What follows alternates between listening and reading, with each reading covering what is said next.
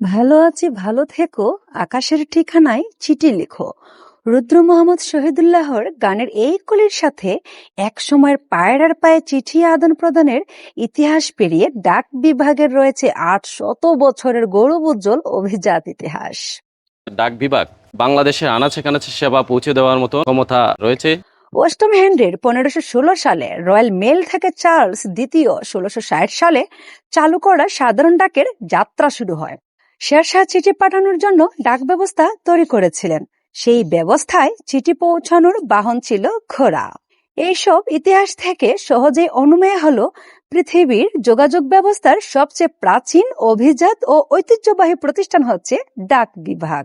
বাংলাদেশ ডাক বিভাগ লাভ এবং লোকসানের সঙ্গে কোনো সম্পৃক্ততা নেই। আধুনিক তথ্য প্রযুক্তির অবাধ অগ্রগতি ডাক ব্যবস্থাকে কিছুটা মন্তর করলেও ঐতিহ্যের হাত ধরে আধুনিক তথ্য যোগাযোগ প্রযুক্তির সাথে স্বমহিমায় উজ্জ্বল এখনো ডাক বিভাগ। ডাক বিভাগ বরাবরই একটা সেবামূলক প্রতিষ্ঠান।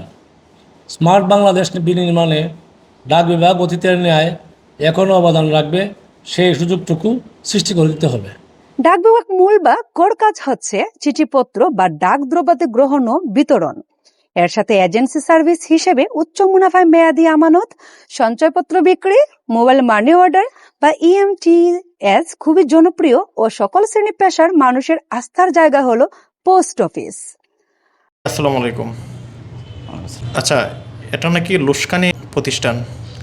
না, এখানে এটা তো সেবামূলক প্রতিষ্ঠান। এখানে তো লাভ লোকসানের প্রশ্ন তো আসার কথা না।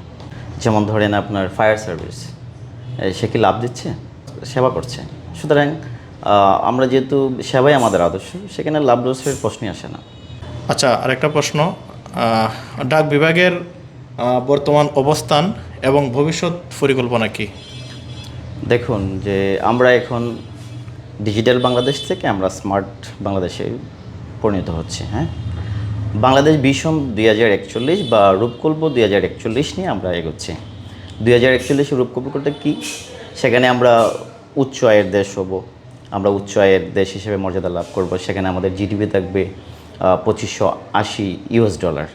তো সুতরাং এই সময়ের তালে, সময়ের বিবর্তনে আমাদের ডাক বিভাগ কিন্তু এগিয়ে যাচ্ছে। আমরা এখন স্মার্ট সার্ভিস দিচ্ছি। আপনি জেনে আনন্দিত হবেন যে আমরা আগে অ্যানালগের সঞ্চয়পত্র বিক্রি করতাম, এখন আমরা অনলাইন সঞ্চয়পত্র বিক্রি করছি। আমাদের SBFD, যেখানে সাধারণ মানুষ সেখানে ক্ষুদ্র সঞ্চয় করে এবং উচ্চ মুনাফা দেয়, এই ক্ষুদ্র সঞ্চয় উচ্চ মুনাফা সেটা কিন্তু আমাদের এখন অনলাইন হয়ে গেছে, অনলাইন বেসড হয়ে গেছে। আরও জেনে থাকবেন যে আমরা এখন যে চিঠিপত্র বাংলাদেশের যে জায়গায় আপনি পাঠান না কেন, আপনি কিন্তু অনলাইন ট্র্যাকিংয়ের মাধ্যমে জানার সুযোগ হচ্ছে। তাছাড়া এখন হচ্ছে আমরা SDGতে আমরা প্রবেশ করছি। SDG হচ্ছে যে সাস্টেনেবল ডেভেলপমেন্ট গোলস। তা সাস্টেনেবল ডেভেলপমেন্ট গোলসে 8 নম্বর পয়েন্টে বলা আছে যে এখানে সুবন কর্মসংস্থান, সৃজন এবং স্থিতিশীল কর্মসংস্থান সৃষ্টি করা। তো সুবন এবং স্থিতিশীল কর্মসংস্থান সৃষ্টির জন্য আমি মনে করি আমার ডাক বিভাগের ভূমিকা রয়েছে।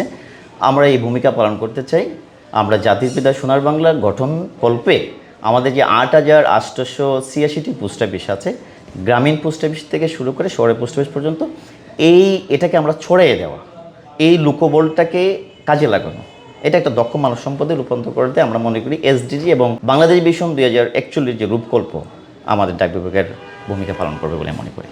প্রান্তিক পর্যায় থেকে শুরু করে শহরের নগরে 8886টি পোস্ট অফিসের প্রায় 14,000 কর্মকর্তা কর্মচারীর বিস্তৃত নেটওয়ার্ক ও জনবল। তথ্য ও যোগাযোগ প্রযুক্তির ছোঁয়া লেগেছে ডাক বিভাগেও। মোবাইল ট্র্যাকিং এর মাধ্যমে চিঠি, পার্সেল, ডাক দ্রব্যাদি কোথায় আছে সেটা জানার সুযোগ রয়েছে। প্রতিটি জেলায় অবস্থিত প্রধান ডাকঘর সহ উপজেলা এমনকি গ্রামীণ পোস্ট অফিসেও এই সেবার আওতায়। ডাক বিভাগ আসলে আমরা প্রান্তিক পর্যায় থেকে শুরু করে আমাদের উপজেলা পর্যায়ে এবং জেলা পর্যায়ে আমাদের যেসব পোস্ট অফিস আছে সবগুলো আমাদের বর্তমানে ডিজিটাল সেবা প্রদান করে যাচ্ছে এবং আমাদের মাননীয় প্রতিমন্ত্রী মহোদয়ের নির্দেশনা মোতাবেক এবং আমাদের সম্মানিত মহাপরিচালক মহোদয় এবং আমাদের PMG পোস্টমাস্টার জেনারেল মহোদয়ের সার্বিক তত্ত্বাবধানে আমরা কিন্তু স্মার্ট সেবা প্রদান করে যাচ্ছি। সম্প্রতি হবিগঞ্জ প্রধান ডাকঘর চট্টগ্রাম থেকে ফ্রোজেনের মাধ্যমে 6 বক্স মাছ 24 ঘন্টা সময়ের মধ্যে পৌঁছে দিতে সক্ষম হয়। ফ্রোজেন বক্সে মাছ অল্প সময়ের মধ্যে ভিলি টক অফ দ্য টাউনে পরিণত হয়েছে। আমি ম্যাঙ্গো রেস্টুরেন্টের ওনার, যেটা হবিগঞ্জে অবস্থিত। আমার আসলে চিটাগাং, কক্সবাজার এবং বিভিন্ন জায়গা থেকে ফ্রোজেন কিছু আইটেম আসে, যেমন মাছ জাতীয় জিনিস। তো আমার আসলে জানা ছিল না পোস্ট অফিসের ফ্রোজেন গাড়ি দিয়ে এগুলো ডেলিভারি করা হয়। তো আমার এক্সপিরিয়েন্সটা আসলে খুবই ভালো ছিল, ওনাদের সার্ভিসটা অসম্ভব রকমের ভালো লেগেছে। 24 ঘন্টার মধ্যে ওনারা একদম আমাদের রেস্টুরেন্টে ফ্রোজেন অবস্থায় পৌঁছে দেন। তো আমরা এটার উত্তরোত্তর অগ্রগতি কামনা করি। ভবিষ্যতে আমি ডাকঘরের সাথে থাকতে চাই।